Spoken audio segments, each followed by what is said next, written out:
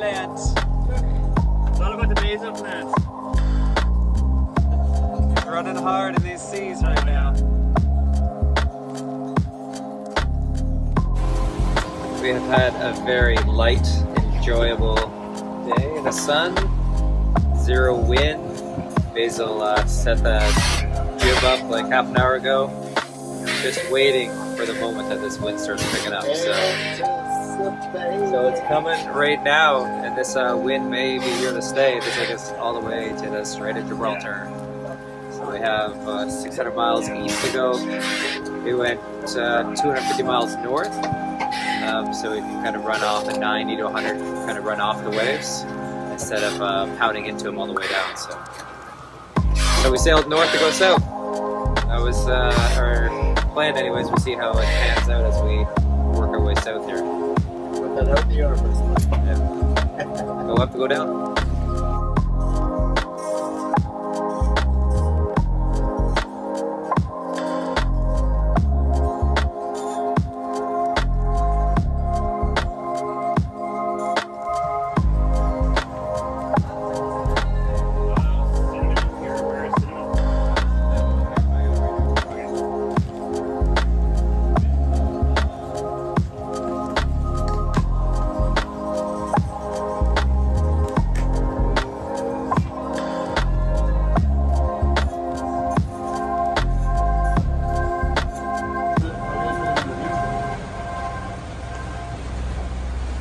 Right now we're on day 3 of our passage. This has been the easiest passage yet. Thanks to Denise and Todd here, they're bringing us some good luck.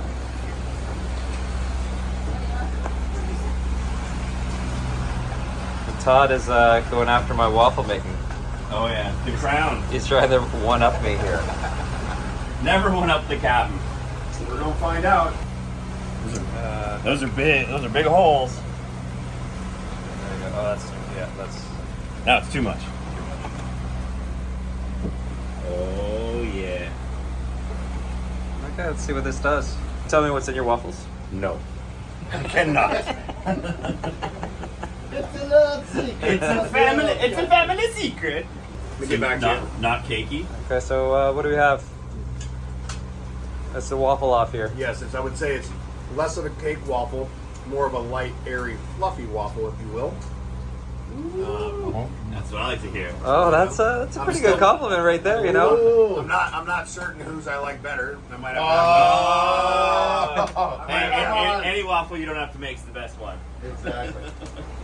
I might have to have another one of Brad's. I don't know. How you feeling up there, man? Awesome. It's fantastic. It's easy. Look at him. This is dry. We're coming into bigger seas as we go east here. This is the part that I've been trying to avoid as long as possible. So we went high north, got up to 42, almost 43 degrees north latitude, which is almost 450 miles from the Gibraltar entrance. Just so we can slip slide down these waves and another day here when it's supposed to gust up to 40. So already we've toned down our eating. We're now on to oatmeal for breakfast instead of all those fancy delights. Denise is down below, catching a little more shut-eye, trying to survive. What else? Anything else? How you feel, baby? I'm feeling great, buddy. On the high seas. Morale's still good. Morale's good. So now it's just slogging along here as we make our way east and this stuff. Last night was long. We tried bearing off, taking down some sail, but definitely sailing slower last night was key for people getting rest. And Trav, the roughest night yet, had the best night's sleep in a week. Yeah. So I guess I like these seas. I guess. Trav likes it rough. There it goes. Only in the day. I am down here hiding out of my cabin. It's around 8:39 p.m. Just going to try to get an hour's sleep. Then I'll probably be on watch for 4 or 5 hours. Yeah, this crossing has really tested the boats, tested myself. It's always a little freaky at nighttime. You just can't see them. There's been some big rollers that have come through. This Portugal Strait is no joke, so definitely a little nervous tonight. I'm sure everything will be fine, but you know, you just kind of go through the motions of it. You got to trust your boat, the equipment, your crew. We knew this system was here off Portugal. It's been here the entire month.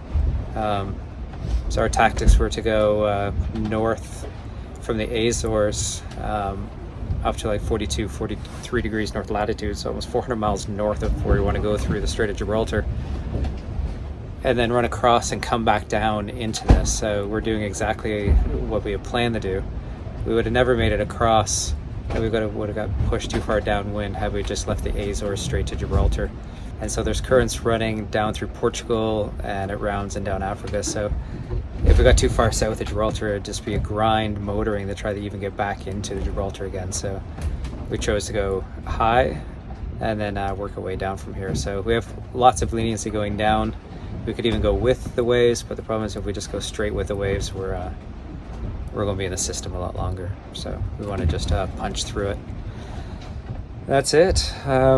I'm off to sleep now, and then I'll catch my shift around 10 till 3 p.m. or 3 a.m. So I'll do a 5-hour watch. I'll let you know how it goes. Okay. I did not get any sleep. Just listening to the boat move, feeling it, you know, how it's performing on top of the waves, why we're bashing sometimes, other times it's so smooth, but it's time to go up and face the music here for the next 5 hours, so definitely a little scared.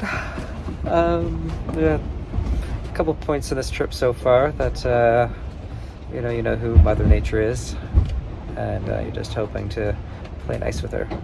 Tonight we're just going to slip through the waves quietly. That's the goal. So how's it going out there? It's trippy.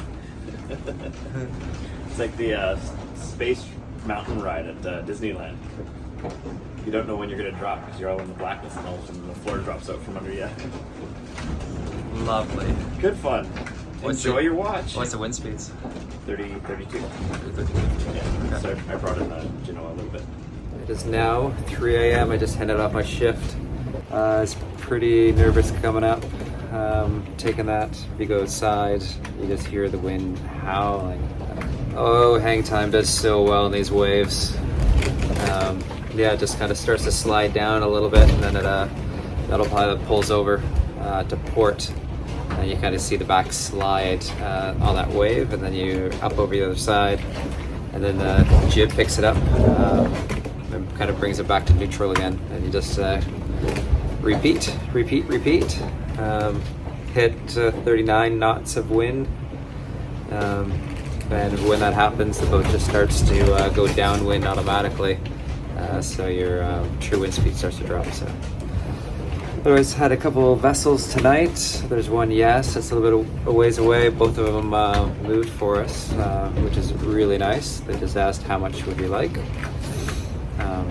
So I think we're in the shipping lane because they're just coming up one by one, so we're just crossing over it. 127 miles to Lisbon. So I'm off to bed, but I'll keep my gear on just in case.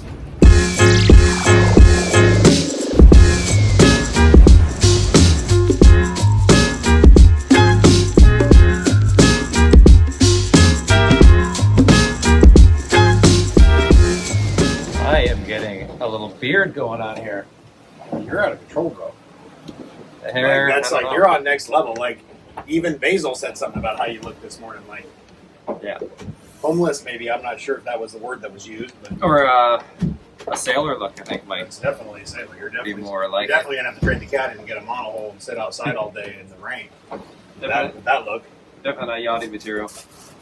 This is what it looks like cooking. It's getting rougher, the seas now.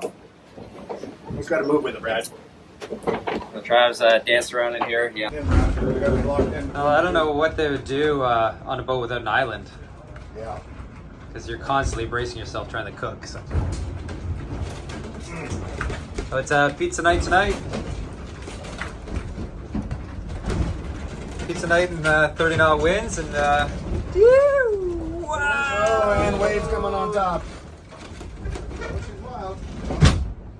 Wait till the master makes you a pizza. It's going to be perfect. Last night was a rough one. It was rough. There was waves that were hitting straight on 0 and 90 degrees all night long. There's just total confusion for the waves, and slamming them. We're only doing like 5.5 knots, but it's still gusting 30 knots. But it just like shudder us. The whole boat would vibrate. Yeah, I guess this is a finale. I think the Atlantic has to have one last hurrah with us before we get into the Strait of Gibraltar. Definitely getting a little tired of this, but one more day, just one more day. We're 270 miles from Lisbon, and the wind shuts off right around that corner. So as we get to that and wrap around the corner, then we can start looking for orcas, which will be a whole nother adventure.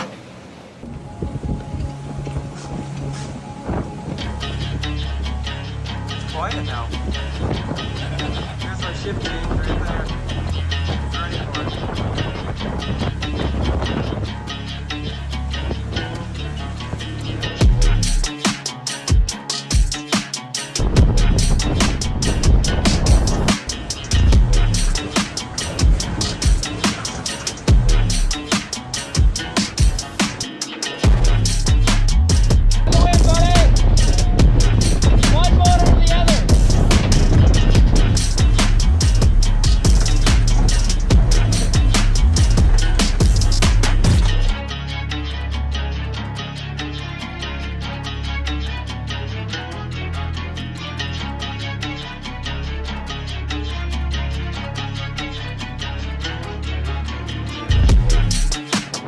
Right now we just lost all DC power to the boat. It's 5 in the morning, so I'm just going to nature and see what's going on here. I saw a lot of water down there spray over.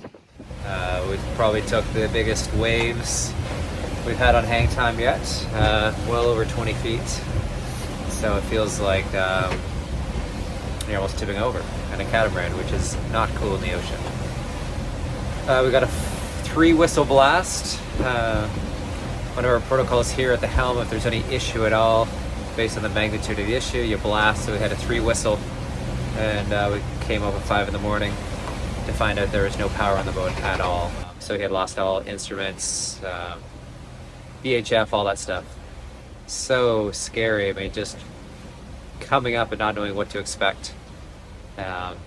Could have been a man overboard, anything. I don't know. So I thought there was water somewhere. I thought the engines were full of water or something, when I was coming up, as we took on so much water.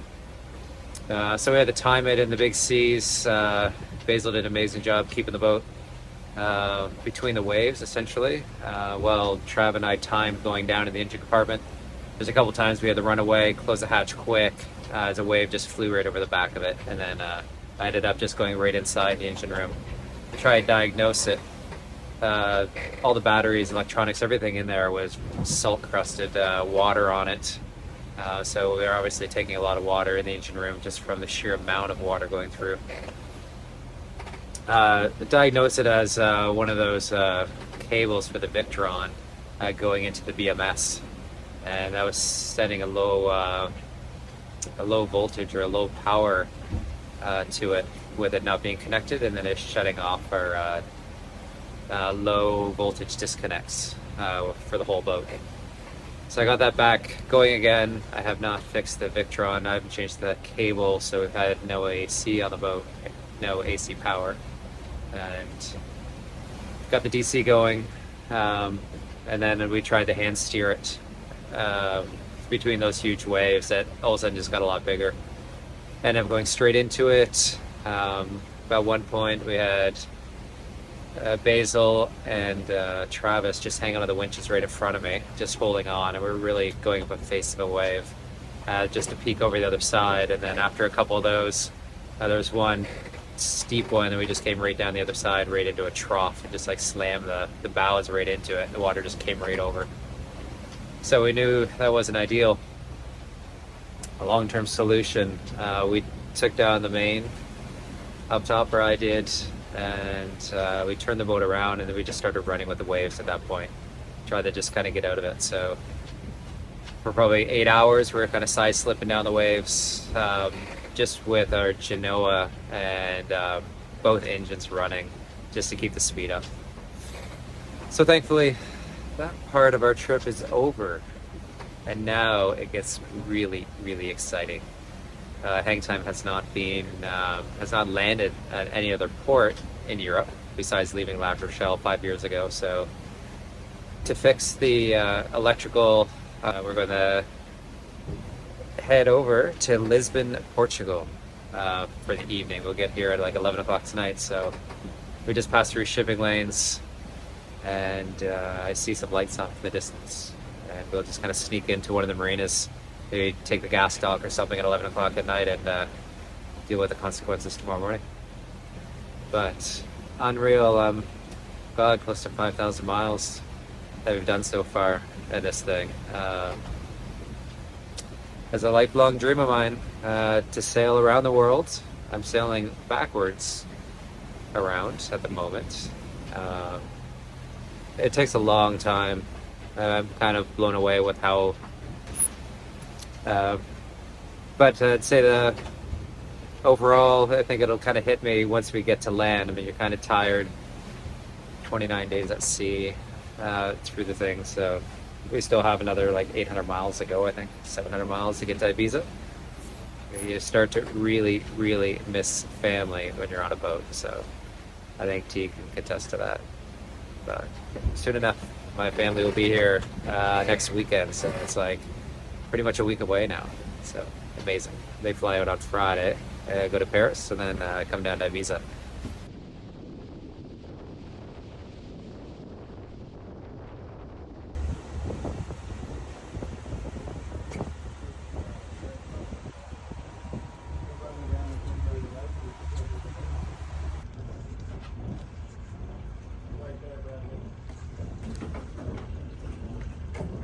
Did you get it?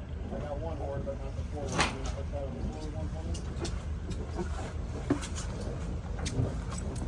You got the back there? I got the back, yeah. What about the long line? You're going to want the long line up